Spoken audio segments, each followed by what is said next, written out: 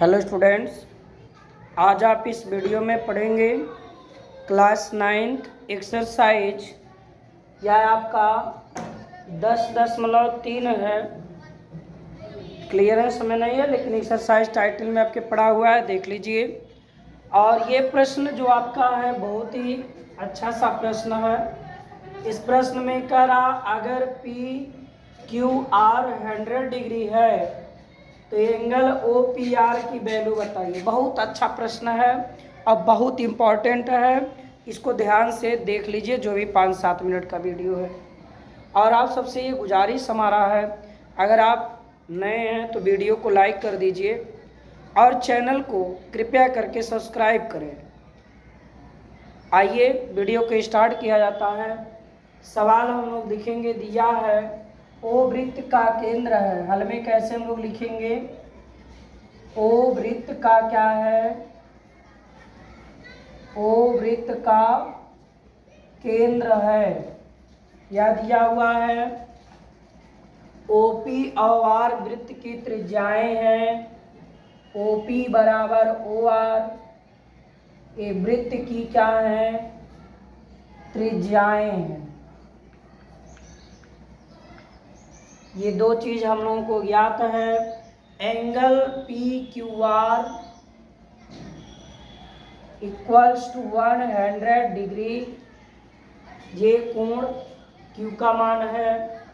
अब आप देख रहे हैं कि देखिए ये चाप दीर्घ चाप है। दीर्घ चाप के द्वारा यहाँ एक कोण बना हुआ है और इस कोण का मान हम सबको ज्ञात करना है।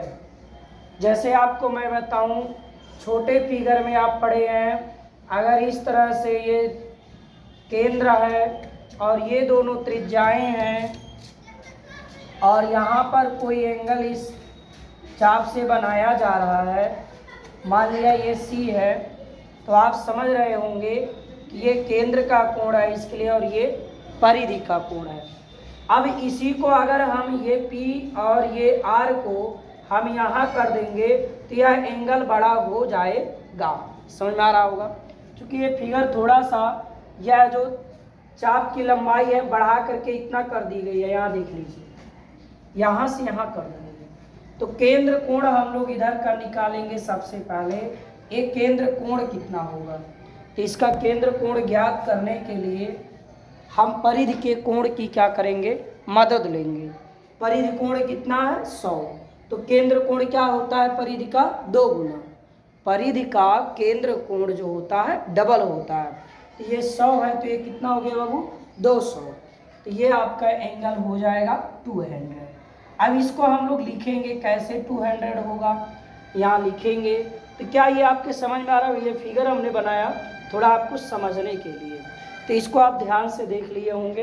तो ऐसा ही है, ये कोण इधर वाला, बच्चे कंफ्यूज हो जाते हैं। ये कोण इस त्रिज्या, इस चाप के द्वारा, इसके बीच जो चाप है इसके द्वारा एक कोण बना है। इसके बीच देखिए ये चाप है और इधर के चाप से इसके परिधि पर कोई कोण नहीं बना है। इसी चाप से नीचे वाले पी आर लघु चाप मानिए दीर्घ चाप है, दीर्घ चाप से ये कोण बना है। तो यहाँ दीर्घ कोण बनेगा। दीर्घ चाप केंद्र पर दीर्घ कोण बनाता है, ठीक है। तो यहाँ हम लोगों का ये 200। अब यहाँ मैं लिखता हूँ, चूंकि कोण पी क्यू आर, तो हमको केंद्र कोण डायरेक्ट निकालें। यहाँ से P O R, angle P O R equals to 2 into angle P Q R. तो 2 गुणे पी क्यू आर का मान 100 है। इस तरह हम लोगों ने यहाँ लिख करके बता दिया 200 डिग्री ये कहाँ का मान हो गया? केंद्र का। तो जब केंद्र का निकल गया, अब हमको ये मान पूछा है तो हम लोग त्रिभुज के सहारे निकालेंगे। किसके सहारे निकालेंगे? त्रिभुज के। तो यहाँ हम लोग लगे जाइए कि त्रिभुज के लिए ये कोण निकल जाए तो फिर मैटर सॉल्व हो जाए, क्योंकि ये दोनों भुजाएं बराबर है तो समद्विबाहु त्रिभुज हो जाएगा। तो यहाँ का कोण देखिए, अगर ये 200 है तो चूंकि एक राउंड में यानी संपूर्ण कोण 360 का होता है। तो एंगल पी ओ आर आप यहाँ रीजन आप डाल सकते हैं, नोट कर लेंगे, मैं बोल दे रहा हूँ कि केंद्र का कोण परिधि के कोण का दूना होता है। यह पूरा प्रमेय है, एक ही चाप के द्वारा केंद्र पर बना कोण उसी चाप से परिधि पर बने कोण का दूना होता है। तो यहाँ अब हम लिखेंगे, अब यह देखिए त्रिभुज पी क्यू आर में, त्रिभुज पी क्यू आर में कोण पी ओ आर, त्रिभुज की जब बात हो गई तो पी ओ आर अब इधर वाला कोण, कोण पी ओ आर, तो ये हो जाएगा 360 डिग्री माइनस 200 डिग्री। देखिए पूरा 360 में से अगर ये 200 घटा देंगे तो इधर का कोण निकल जाएगा, तो ये हो जाएगा आपका 160 डिग्री, 0 0 6 में से 0 गया तो 6, 3 में से 2 गया, ठीक है। अब आपका ये 160 डिग्री हो गया। अब यह है आपका कौन त्रिभुज है, लिखेंगे त्रिभुज पी ओ आर समद्विबाहु त्रिभुज है। कौन त्रिभुज है, समद्विबाहु त्रिभुज है।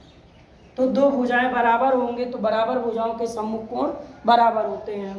तो कोण यानी भुजा OP बराबर OR, तो OP के सामने का एंगल ये हो जाएगा एंगल R, OP के और OR के सामने का एंगल P, ये बराबर होगा। तो तीनों कोणों का योग 180 होता है, इसको हम मान लिए 100 डिग्री।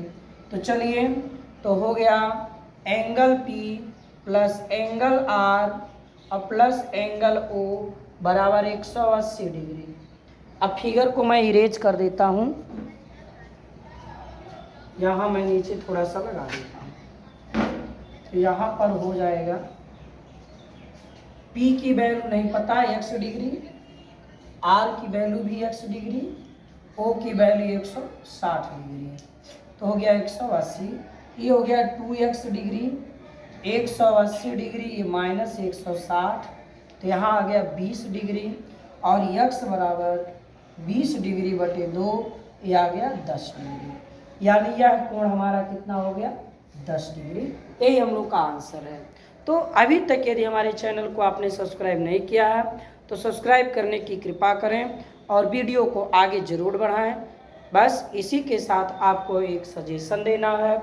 सजेशन आपके लिए अति उत्तम है कि कण कण, जिस प्रकार से कण कण इकट्ठा करने से धन का संचय होता है, वैसे क्षण क्षण चिंतन मनन करने से विद्या में हम लोग अपने ज्ञान को, विद्या माने ज्ञान को बढ़ा सकते हैं। इसलिए कण सह सस्यैव विद्यामर्थम च चिंतयेत्, क्षण सह कण ससश्चैव, श्लोक याद आ गया, क्षण सह कण ससश्चैव विद्यामर्थम च चिंतयेत्, क्षण त्यागे कुतो विद्या, कण त्यागे कुतो धनम।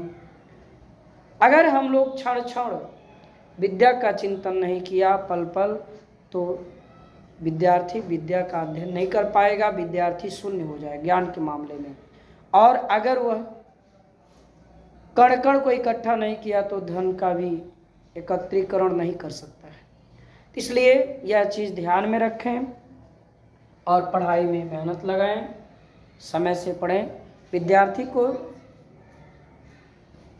सफाई, कड़ाई, पढ़ाई, ये 3 चीज़ याद रखनी चाहिए। बस इसको आप ध्यान में रखें, बाकी तो सब ठीक ठाक है। थैंक्स।